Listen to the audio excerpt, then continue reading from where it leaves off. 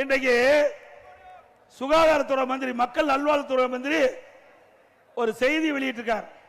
தமிழ்நாட்டில் கஞ்சா எதுவுமே இல்லையா, தமிழ்நாட்டில் கஞ்சா எதுவுமே இல்லையா, பச்சை பொய், முழு பூசணிக்காய சோற்றுல மறைக்கிறார்.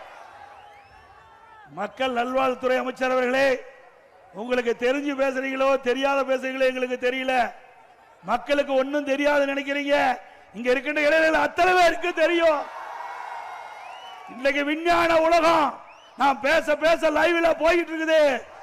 நம்முடைய நண்பர் அதை செல்போன்ல பிடித்து அவருடைய நண்பருக்கு பகிர்கிறார். இப்படிப்பட்ட விஞ்ஞான உலகத்தில் உங்களுடைய பொய் எடுபடாது. சுப்பிரமணியம் அவர்களே, உங்களுடைய பொய் எடுபடாது.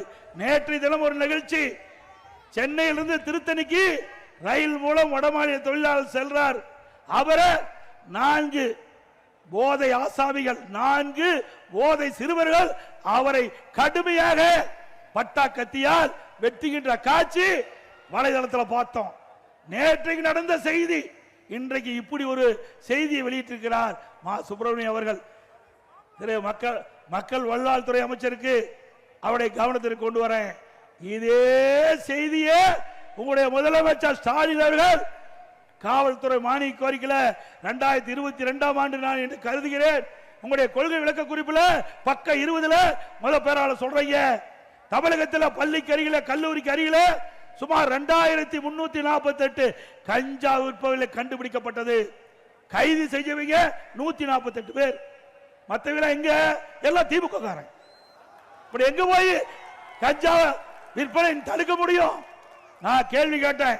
இந்த கொள்கை விளக்க குறிப்பு முதலமைச்சர் தானே தாக்கல் பண்ணீங்க? ஆமானாரு. இப்ப இதில் இருக்குதெல்லாம் உங்களுடைய செய்தி தானே? அது ஆமானாரு. நான் கேட்ட கேள்வி, நான் கேட்கிறேன், இந்த கேள்விக்கு பதில் சொல்லணும். நான் ஏற்கனவே சொன்ன மாதிரி கேள்வி கேட்டேன், பதிலே இல்லை. அதுக்கு பிறகு ஒரு டிஜிபி வந்தார், திரு சைலேந்திர பாபு டிஜிபி வந்தார். அவர் ஒரு அறிக்கை விட்டார், இந்த கஞ்சாவை ஒழிப்பதற்கு 2.0, 3.0, 4.0 போட்டா ரிட்டர் ஆகி போயிட்டார். உண்மைதானே? ஆக இப்படி கஞ்சாவை ஒழிக்கிறேன், கஞ்சாவை ஒழிக்கிறேன் என்று தினந்தோறும் பல கிலோ உள்ள கஞ்சாவை இன்றைக்கு காவல்துறை கண்டுபிடித்துக் கொண்டிருக்கிறது. அதை தடுக்க திறமையற்ற திராணியற்ற இன்றைக்கு தெம்பில்லாத ஒரு முதலமைச்சர் இன்றைய முதலமைச்சர் ஸ்டாலின்.